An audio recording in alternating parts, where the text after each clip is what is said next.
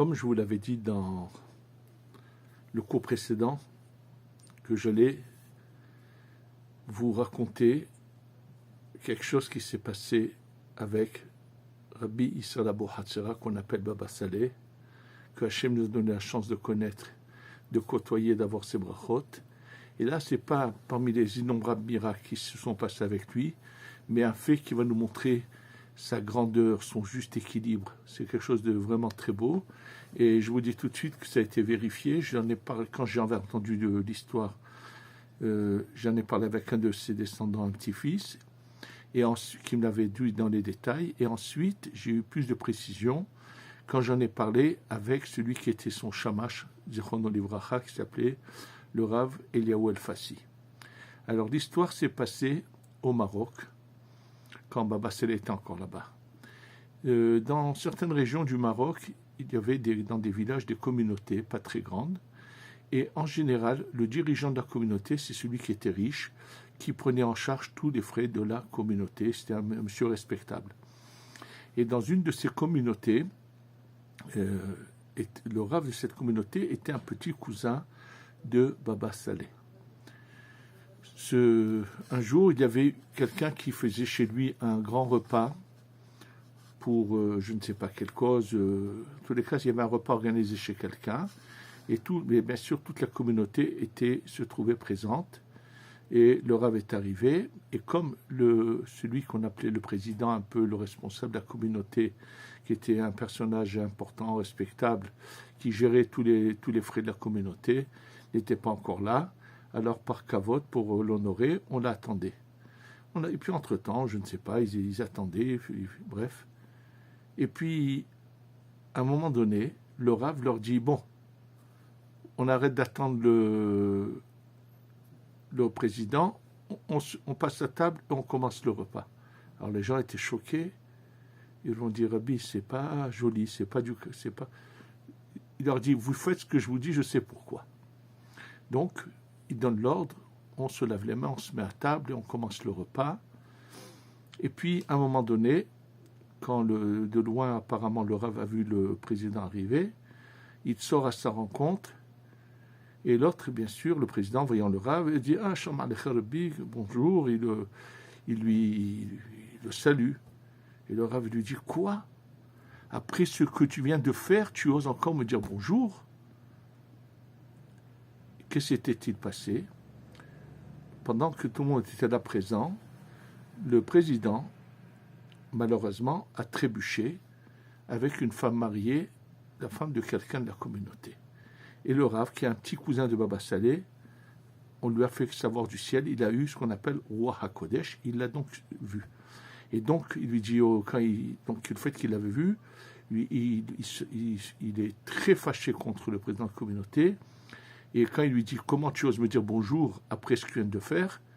il le maudit et il lui dit « Eh bien, sache que cette année, tu meurs et tu verras. » Et alors, bien sûr, le président fait demi-tour, s'en va, mais il commence à être très soucieux, parce qu'il sait très bien que une malédiction d'abord dans la famille Abou Hatzera, de ce Rav, il craignait bien sûr qu'elle se réalise. Et ayant été aussi soucieux, il avait un très bon ami qui a vu qu'il n'était pas bien. Personne ne savait ce qui s'est passé puisque le Rav lui a dit qu'entre eux, sans que personne ne l'entende. Et son très bon ami arrive à le faire parler. Et il lui raconte tous les faits. Et il lui dit maintenant, il regrette ce qu'il a fait, mais maintenant il a reçu une malédiction très grave. Son ami lui dit, tu sais ce que je te conseille? Moi, je connais bien Baba Saleh. Va le voir et raconte-lui tout. Je te dis, va voir à Baba Saleh. Le président de la communauté fait ce qu'il fait. Il voyage, il va donc dans l'endroit où se trouvait Baba Saleh. Et regardez un peu la grandeur. Quand il rentre chez Baba Saleh, il lui raconte tout. Et Baba Saleh, avec toute sa douceur et sa gentillesse, et sa modestie, il lui dit, dis-moi, ce qu'il a dit mon petit cousin, c'est vrai? Il lui a dit, c'est vrai, je reconnais, mais j'ai du regret. mais il lui a dit, tu ne retomberas plus jamais dans la faute. Il lui a dit, il se met à jurer que jamais il referait une telle faute. Baba Saleh lui dit, écoute, ne te fais pas de soucis. La parole qui est sortie de sa bouche, elle est montée, mais elle n'est pas redescendue, elle ne redescendra pas. Tu n'as rien à craindre, cette année tu vivras et encore longtemps. Et il lui dit juste, ne refais plus de bêtises, c'est-à-dire il lui fait attention de ne plus retrébucher. Il lui dit, bien sûr, Kvodarav, et il part enfin tranquillisé, sachant que Baba Saleh lui a dit que les paroles qui sont sorties de la bouche du Rav de leur communauté n'allaient pas se réaliser.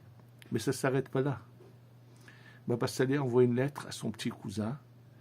Je ne suis pas sûr du prénom c'était aussi un Abu Hatzera, mais comme je ne suis pas sûr du prénom, je préfère éviter. Et donc, il lui demande de venir le voir.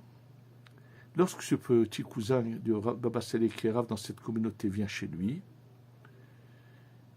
il lui dit, Baba Saleh, il lui parle de cette affaire, il lui dit, dis-moi, comment tu as su, tu as eu Roi HaKodesh, on te l'a dévoilé du ciel? Il lui a dit oui.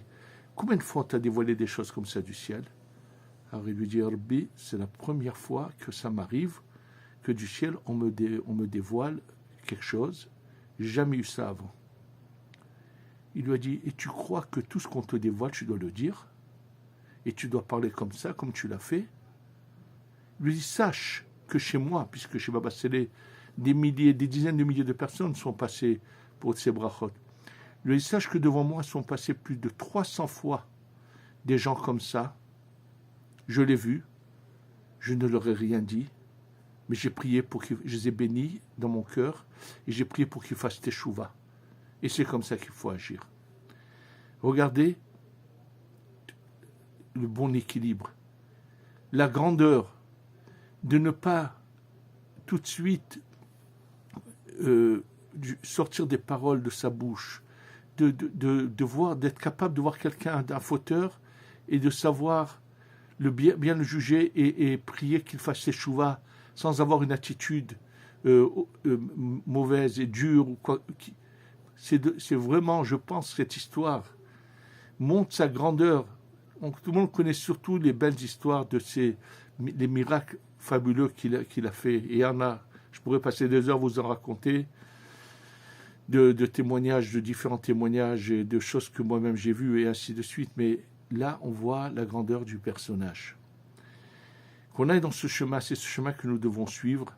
Et comme dans le cours précédent sur les révélations de Yaakov avant sa mort, j'ai parlé de suivre la voie de l'équilibre sans aucun extrémisme. Je pense que cette histoire est un témoignage, est une manière de voir comment nous devons agir. Be'ezrat Hashem, très bientôt, je vous parlerai également de son fils, Baba Meir, et le lien profond qu'il y avait entre eux. Et là, c'est un témoignage que j'ai eu de la bouche de quelqu'un qui était Mahabouta et qui l'a entendu de la bouche de Rabbi Meir. Be'ezrat Hashem, très bientôt on fera un cours là-dessus, j'en parlerai aussi là-dessus. Surtout, comme je vous le répète, bientôt c'est l'Aïlouda de ce tzaddik qui toute sa vie a prié pour la Géoula, pour le Mashiach. Et on lui avait fait la promesse au ciel qu'il verrait le Mashiach de son vivant. Et quand il a eu, avant sa mort, un très grave décret, il a annoncé à sa famille qu'il voyait un décret terrible qui allait se passer.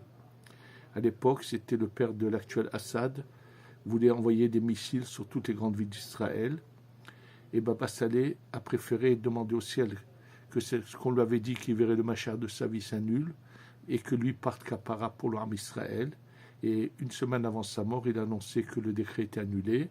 Et ensuite, il a dit qu'il partait Kapara pour l'armée Israël.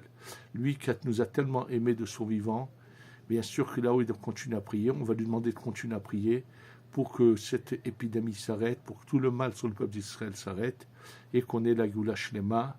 Amen ve Amen.